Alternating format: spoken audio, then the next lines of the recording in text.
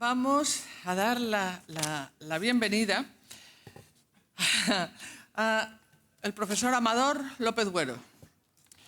Don Amador es físico teórico de formación y el tema de su tesis, atención para los que no están iniciados, es la gravitación cuántica en la teórica de supercuerdas. Yo te doy la enhorabuena, me quedo encantada de la vida y espero que después, con un cafelito, seas capaz de explicármelo a mí también. Pero pasó hace ya tiempo, hace ya 3 décadas por lo menos, a la inteligencia artificial y desde entonces ha fundado con éxito diferentes empresas de innovación tecnológica y está muy dedicada a eso y asesora a muchas otras.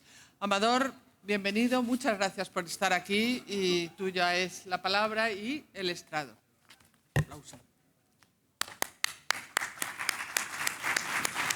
Gracias. Tengo el para pasar este, ¿no? Bueno, pues muchas gracias. Yo voy a, después de lo que nos ha contado Jorge, de lo que son los fundamentos de la inteligencia artificial y de lo que después ha contado María, que creo que es muy importante a la hora de lograr articular la financiación de la tecnología, de la cual depende toda la economía que rodea al mundo rural, al campo. Si no logramos coordinar estos dos mundos, el mundo de la tecnología y el mundo de la financiación, no vamos a poder fijar la población al territorio. Y eso es muy importante, ¿no? Entonces, bueno, voy a contaros una experiencia.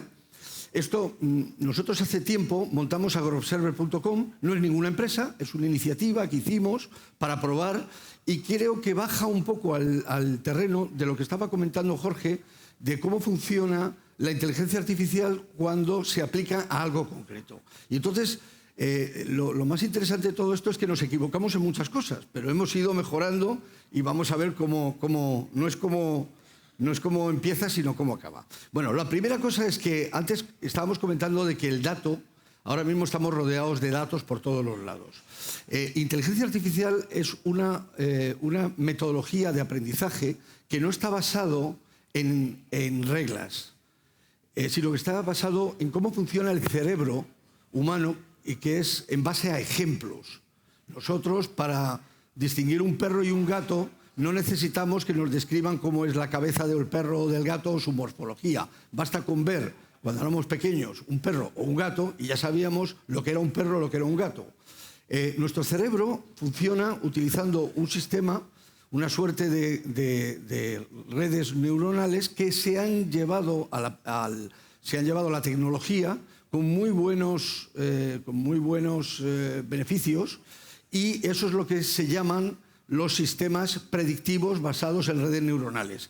Todo el mundo conoce a ChatGPT, es capaz de predecir frases, pero ya entramos a predecir razonamientos. Estamos en la era en la que ya no solamente estamos haciendo modelos lingüísticos que son capaces de contestar y mantener una relación fluida y gestionar información, sino también son capaces de razonar. Eso lo vamos a ver a lo largo del 2025 y creo que va a ser interesante en lo que vamos a hacer. ¿Qué hemos hecho nosotros? Bueno, pues hace tiempo, hace ya 5 años, empezamos a capturar datos de un sistema satelital que pagamos entre todos. Se llama el Sistema Copérnico de la Unión Europea. Entonces, cualquiera, por cierto, animo a todo el mundo que quiera, puede capturar datos de forma gratuita de ahí y los puede procesar. Y entonces nos dimos cuenta de que entre los datos que se podían utilizar, había 2 tipos de datos. Uno de ellos que tenía que ver con la salud de la planta, es decir, cuando un cultivo empieza a estar estresado, ya sea hídricamente o bien por razones de una enfermedad o de una plaga. Y también podemos obtener información que tiene que ver con el suelo, es decir, cómo de húmedo está el suelo. Fundamentalmente estamos hablando de una capa de suelo que está en torno al medio metro, que es esencial para el sistema radicular de muchas plantas, de muchos cultivos. Y empezamos a dar vueltas y lo hicimos en una iniciativa que hicimos en la Universidad Autónoma de Madrid, y se nos unió el Tecnológico de Monterrey en México. Inmediatamente una comunidad de regantes nos dijo: oye, mira, aquí tenemos un problema de agua de cuidado, a ver si podemos cambiar el sistema de inundación por un sistema mucho más preciso y a ver qué pasa. Entonces nos montamos una aplicación rápidamente, voy a ver si puedo pasar, y intentamos paliar básicamente que era el contexto que tenían estos señores. Básicamente se estaban alterando los patrones climáticos, con lo cual dificultaba mucho, pues básicamente había periodos de sequía prolongadas, luego había inundaciones, o sea, había que gestionar mucho mejor el agua.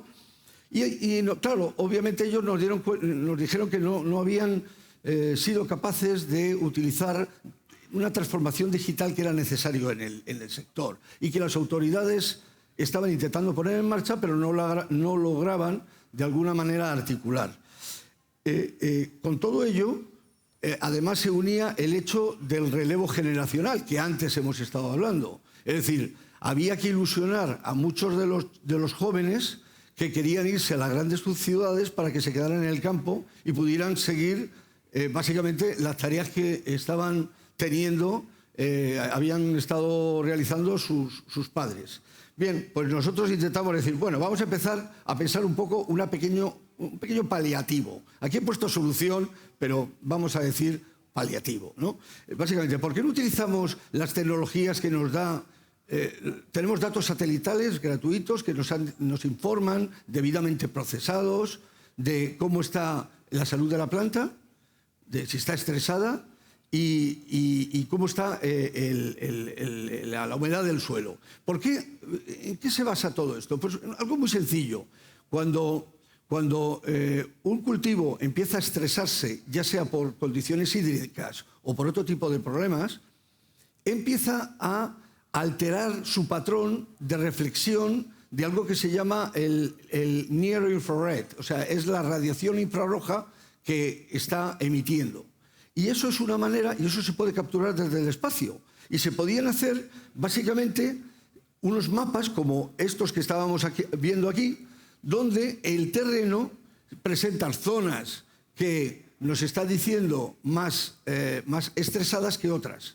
Y básicamente eso nos permitía abordar problemas y adelantarnos a crisis que de otra manera ya no tendrían solución en ese momento. Entonces abordamos esa estrategia y empezamos a utilizar todos los datos satelitales de los cinco satélites Sentinel, ¿no? Que los veréis muchos de ellos mencionados en las noticias cuando ocurre lamentablemente alguna tragedia o cuando ocurre o normalmente a la hora de comentar los datos climáticos, ¿no? Los datos meteorológicos. Y entonces empezamos a conectarlo también con un tipo de conectividad. Todo el mundo tenemos en nuestras casas una Wi-Fi, una Wi-Fi, una tecnología inalámbrica de transmisión de datos. El problema es que ¿qué pasa cuando uno se va, cuando no hay nada en kilómetros que pueda enrutar los datos de sensores? Entonces instalamos una serie de sensores LoRa, que es un tipo de tecnología que se emplea en otro de las ramas que se llama Internet de las Cosas. Básicamente es una tecnología muy barata, que es aplicable, por supuesto, en España, que cualquiera puede poner en marcha por muy poco dinero y que permite medir en determinadas zonas, sensorizar la Tierra, ya no solamente uniendo los datos que venían del satélite, sino también metiendo unos cuantos sensores que se podían instalar fácilmente por unos $30 allí y que eran recogidos por un gateway, una especie de router a larga distancia, pero que cubría en torno hasta 20 kilómetros de distancia, ¿no? Y todo esto parecía que podía cobrar sentido. Entonces, empezaron a utilizarlo. Nuestra experiencia fue que efectivamente ellos empezaron a tener mucho más conciencia de lo que representaba el agua, pero había mucho más camino que recorrer. Nosotros queríamos meter bots, como antes estaban comentando, bots conversacionales, que no solamente utilizaran sistemas lingüísticos como los de ChatGPT, sino sistemas que estén basados en razonamiento, que ahora, obviamente, están emergiendo. Entonces, intentamos, básicamente, meter todo en una aplicación. Funcionó fenomenal, no fue una aplicación comercial, no fue, básicamente, una experiencia, pero que, desde luego, nos demostró, primero, que aunque los agricultores no habían tenido formación específica, sus hijos estaban súper bien puestos. O sea, que el cambio generacional era posible. El segundo es que se podían implementar programas basados en datos de alta tecnología, que lo único que teníamos que hacer es salvar la última capa que era la comunicación de la máquina con el hombre. ¿Se os ocurre con qué? Pues con esto. Claro, ¿cómo vamos a pedir a un agricultor que tenía 60 años, que tenía 70 años, que tenía 80 años, que seguía trabajando la tierra y era feliz, además, poder utilizar con esto? Entonces dijimos, bueno, ¿por qué no desarrollamos un agente y lo entrenamos en justamente lo que estabas comentando tú, Jorge, en todo lo que era la dinámica de lo que tenía que saber un agricultor a la hora de gestionar bien el agua, elegir bien el territorio, elegir bien, básicamente, los momentos, saber cuándo y cómo poder y qué tecnologías tenía a su alcance a la hora de regar. La experiencia fue magnífica, fue pequeña, pero fue magnífica. Entonces, ¿en qué estamos? ¿Qué es lo que hemos aprendido de todo esto? Primero, que antes se tomaban decisiones de forma intuitiva y ahora tomamos decisiones basadas en los datos. Que además no tenemos que ser un gran especialista, no tenemos que ser un técnico agrícola, que los necesitamos, por cierto, y los tenemos muy buenos en este país, sino que podemos hacer, gracias a todo el conocimiento de los técnicos, de los ingenieros, podemos encapsularlo en una aplicación que conozca muy bien el campo, que conozca muy bien nuestro campo, nuestra parcela, y que nos permita, además, no solamente medir, sino predecir. Nosotros lo que hacíamos es no decimos o no intentamos, además de decir cómo está la parcela, sino queremos decir al usuario cómo va a estar la parcela dentro de un tiempo.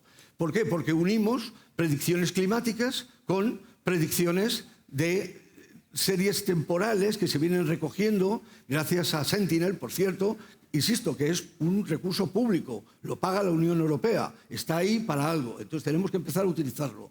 Entonces, uniendo todos estos datos y además, una cosa muy importante, le damos la oportunidad al agricultor de forma, al principio, muy poco, no unida a una aplicación. Todo esto fue muy rápido y tuvimos que iterar rápidamente, ¿no? Para que nos mandara, si él veía algo raro en su parcela, nos mandara una foto de lo que ocurría en la hoja del cultivo, de la planta, de lo que estuviera haciendo. Entonces, eso nos permitió unir y montar inmediatamente un pequeño clasificador de imágenes, de tal manera que si tiraba una foto, automáticamente le decíamos al agricultor qué es lo que tenía que hacer, qué tratamiento tener que hacer inmediatamente para que sobre todo no contaminara la tierra, porque muchas veces el uso excesivo de pesticidas empeora el problema, y además cómo tenía que utilizar otros productos fitosanitarios a fin de controlar el asunto, y le poníamos en contacto con las autoridades. Todo eso nos dio un feedback de la comunidad de regantes muy bueno. Como no teníamos un interés económico en ello, lo que queríamos es abrirlo. Lo que hemos intentado es básicamente desarrollar una pequeña aplicación. Hemos desarrollado una pequeña aplicación que va a estar libre dentro de unos meses, que lo queremos abrir a todo el mundo. Es decir, que todo el mundo va a tener que coger con su teléfono, va a tener que visitar la aplicación web, dibuja la parcela, básicamente. Inmediatamente extraen todos sus datos históricos, ya conocemos lo que ha pasado en la parcela durante todo este tiempo, y le empezamos a hacer preguntas para que el agricultor nos empiece a hablarnos de esa parcela. Esa parcela nos va a permitir, esa y otras muchas parcelas, nos va a permitir conocer perfectamente el tipo de cosecha que va a tener, cuánto va a tener, cómo adelantarse a fenómenos climáticos, cómo no malgastar el agua, incluso alertar a otros agricultores que estén en las cercanías de que algo está ocurriendo y que tienen que adelantarse, digamos, a las circunstancias de una plaga o de una enfermedad, ¿no? Este tipo de elementos, algo tan sencillo en el teléfono, muy simple. Por supuesto, destruimos toda la aplicación tan sofisticada que habíamos desarrollado y la eliminamos a fin de que cualquier persona pudiera utilizarlo en 3 pasos. Y estos 3 pasos son los que están aquí. Básicamente, uno se registra a través de una aplicación en Telegram o WhatsApp, no tiene que hacer nada más, dibuja su parcela con el dedo, inmediatamente se empiezan a recoger los datos de esa parcela, le hacemos de vez en cuando unas cuantas preguntitas para que nos vaya diciendo, puede tirarnos fotos de lo que esté ocurriendo, todo en un sistema, entra en un sistema multimodal que está recogiendo y aprendiendo de imágenes, de texto y de datos satelitales y de sensores si tuviera, y le creamos un pequeño asistente. Este asistente nos está funcionando muy bien, está todavía en desarrollo, pero habla con él y básicamente le dice, oye, dime dónde tengo que regar, dónde no tengo que regar.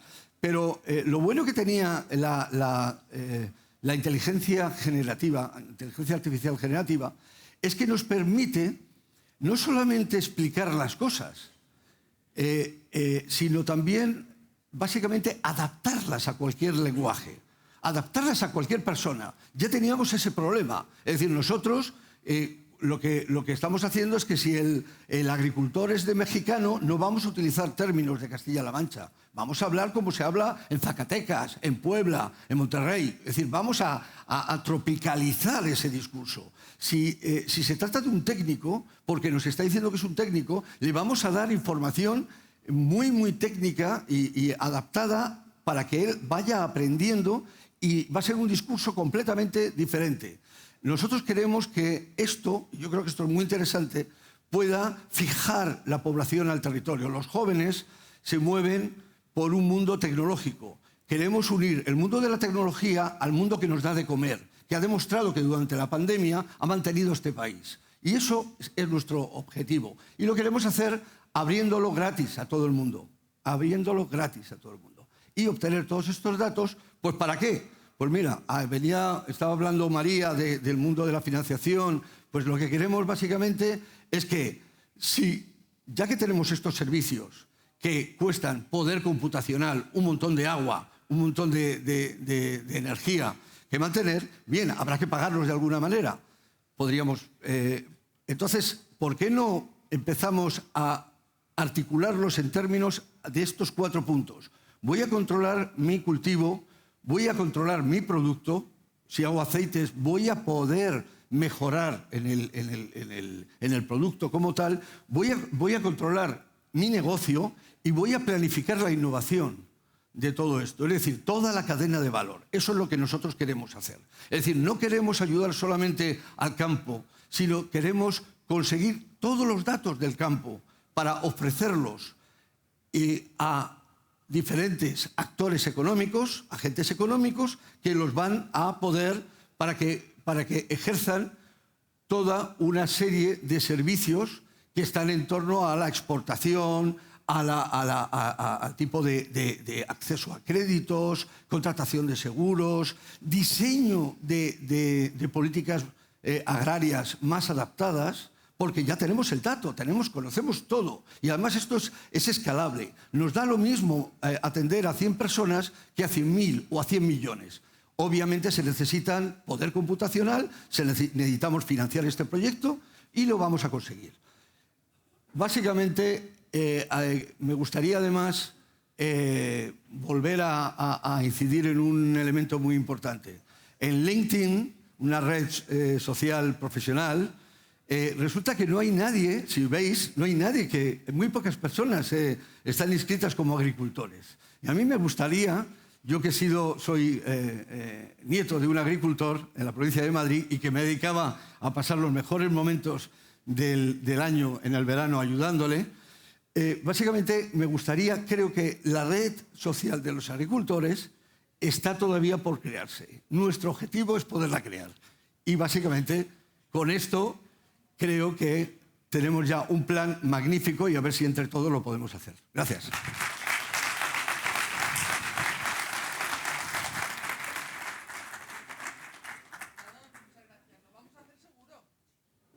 Es decir, les recuerdo a todos que todo esto no solo se mantiene, vamos a tener la página web y se va a mantener en el tiempo. Esto no es solo una foto estática de un momento dado o de un ponente, por muy bueno que sea. Esto es un foro vivo, en el cual vamos a seguir hablando de lo mismo, hablando de lo que más nos interesa y creando los máximos adeptos posibles.